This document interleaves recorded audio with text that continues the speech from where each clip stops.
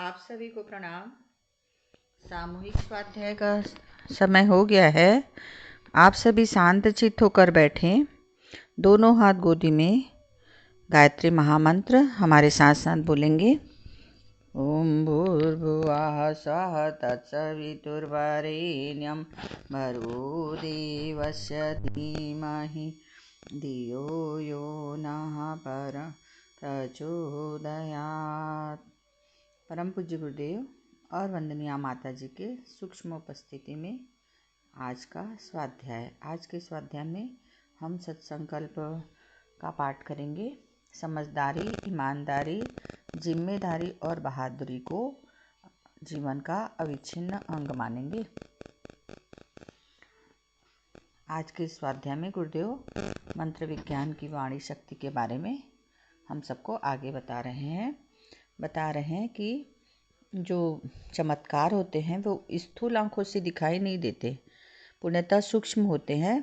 सूक्ष्म इंद्रियां ही उसकी अनुभूति करती हैं। फिर भी कई बार उनमें इतनी प्रखरता होती है कि उस घड़ी स्थूल जैसा ही दर्शन या श्रवण अनुभव में आता है।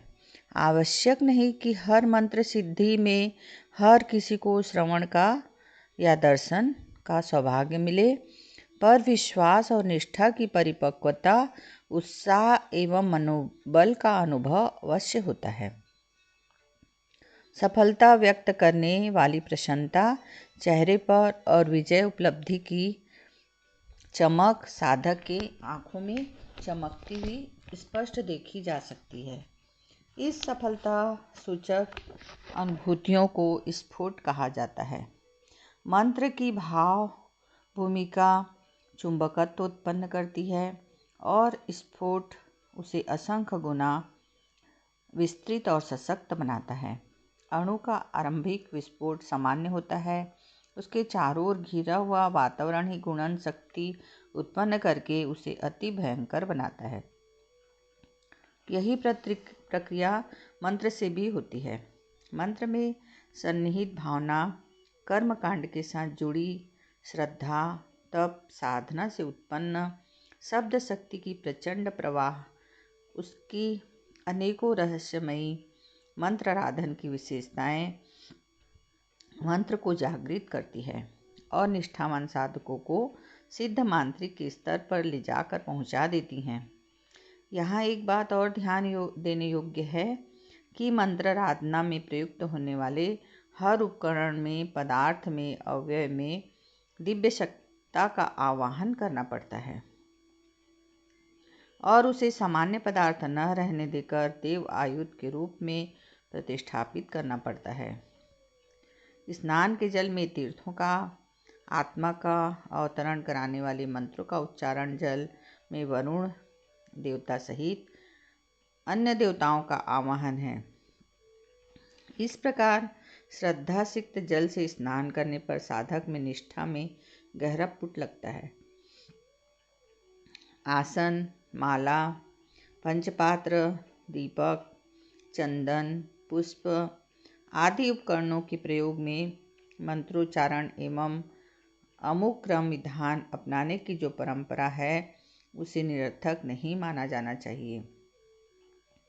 यथाक्रम में भी सामान्य लगने वाली वस्तुएं उस विशेष चेतन स्तर तक बनती हैं जिसका की मंत्र प्रयोग में आवश्यकता है।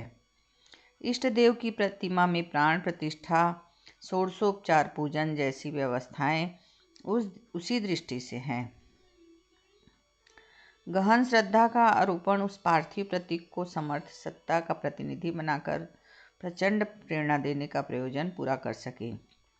साधक को अपने अंग प्रत्यंग में न्यास मंत्रों के द्वारा विविध देव शक्तियों की प्रतिष्ठापना करनी पड़ती है। पवित्रीकरण, आचमन, प्राणायाम, न्यास का प्रयोजन सूक्ष्म, स्थूल और कारण शरीरों को परिशुद्ध बनाता है। साधना विज्ञान का अभिमत है कि देव बनकर ही देव आराधना करनी चाहिए। शरीर और मन का परिमार्जन करने के लिए मंत्र जप आरंभ करने से पूर्व कई तरह के कर्मकांड विधि विधान करने होते हैं। इसमें से बहुत से अपने में देव भाव की स्थापना के लिए होते हैं। यह प्रयोग साधन में प्रयुक्त होने वाले उपकरणों की सफलता में सहायक रहने योग्य बनाते हैं। ध्वनि की ऊर्जा विज्ञान सम्मत है। यदि श्रवण ध्वनि ऑडिबल साउंड लगातार चालू रखी जाए तो उसमें कुछ समय में पानी खौलने जैसी गर्मी पैदा हो जाएगी। मंत्रों में भावनाएं और विचारणाएं जुड़ी रहती हैं और एक ही विचारधारा को लगातार मस्तिष्क में स्थान देते रहने से वह चिंतन प्रक्रिया विचार प्रक्रिया पर सवार हो जाती है और एक चिरंतन प्रवाह के रूप में धारण करता है। यह मार्ग मस्तिष्कीय प्रशिक्षण और परिवर्तन की दृष्टि से बहुत ही उपयोगी है। इसमें मन को किसी विशेष भूमिका में रमण करने के लिए प्रशिक्षित किया जा सकता है, विकृतियों को सुधारा जा सकता है और अभिरुचि तथा प्रकृति में परिवर्तन लाया जा सकता है। यह अर्थ चिंतन को स्थान देते हुए मंत्रानुष्ठान को सामान्य लाभ हुआ। शब्द शक्ति का विस्फोट मंत्र शक्ति की रहस्यमय प्रक्रिया है। अणु विस्फोट में उत्पन्न होने वाली भयावह शक्ति की जानकारी हम सभी को है। शब्द की एक शक्ति सत्ता है, उसमें कंपन की निरंतर घटकों के सम्मिश्रण बनते हैं। इस शब्द कंपन घटकों का विस्फोट भी अणु विखंडन की तरह हो सकता है। मंत्र योग साधना के उपचारों के पीछे लगभग वैसी विधि व्यवस्था रहती है।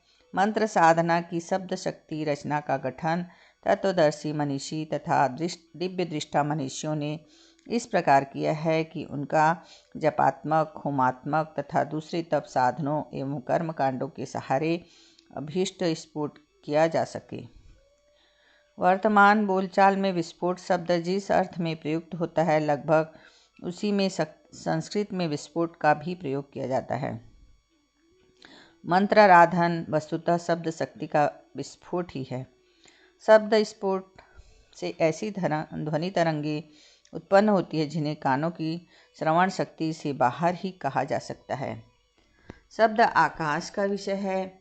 इसे मांत्रिक का कार्यक्षेत्र आकाश तत्व रहता है। योगी वायु उपासक है, उसे प्राण शक्ति का संचय वायु के माध्यम से करना पड़ता है। इस दृष्टि से मांत्रिक को योगी से भी वरिष्ठ कहा जा सकता है। सच्चा मांत्रिक योगी से कम नहीं वरन कुछ अधिक ही शक्तिशाली हो सकता है।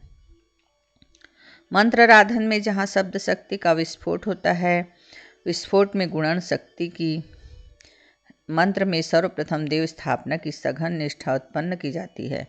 यह भाव चुंबकत्व है। श्रद्धा शक्ति के उद्भव का प्रथम चरण है। इस आरंभिक उपार्जन की शक्ति गुणन करती चली जाती है और छोटा सा बीज विशाल वृक्ष बन जाता है। विचार का चुंबकत्व सर्वविदित है। इष्ट देव की मंत्राधिपति की शक्ति और विशेषताओं का स्तवन पूजन के साथ स्मरण किया जाता है और अपने विश्वास में उसमें सर्वशक्ति सत्ता एवं अनुग्रह पर विश्वास जमाया जाता है। निर्धारित कर्मकांड विधि विधान के द्वारा तथा तप साधना कष्ट साध्य तितिक्षा के द्वारा मंत्र की गूढ़ शक्ति की करतल गति हो जाने का भरोसा दीर्घकालीन साधना द्वारा साधक के मन क्षेत्र में परिपक्व बनता है। यह सब निष्ठाएं मिलकर मंत्र की भाव प्रक्रिया को परिपूर्ण चुंबकत्व के परिपूर्ण कर देती हैं। मंत्र से दो वृत्त बनते हैं, एक तो भाव वृत्त और दूसरे को ध्वनि वृत्त कह सकते हैं। लगातार की गति अंततः एक गोलाई में घूमने लगती है। ग्रह नक्षत्रों की अपने अपने अयन वृत्त में घूमने लगना इस तथ्य से संभव हो सका है कि गति क्रमशः गोलाई से मुड़ती जाती है।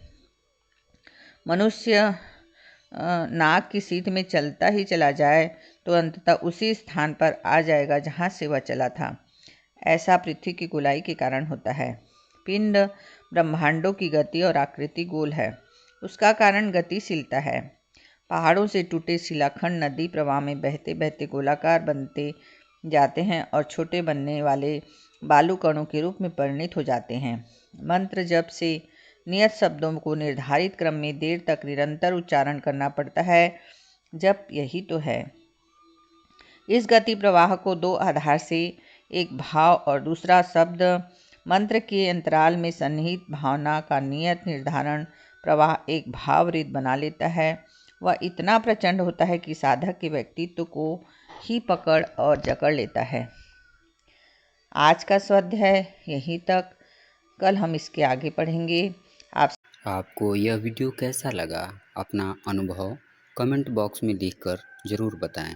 यदि आप हमारे चैनल पर नए हैं तो हमारे चैनल को सब्सक्राइब करें, लाइक, शेयर एंड कमेंट ज़रूर करें। धन्यवाद। नमस्कार।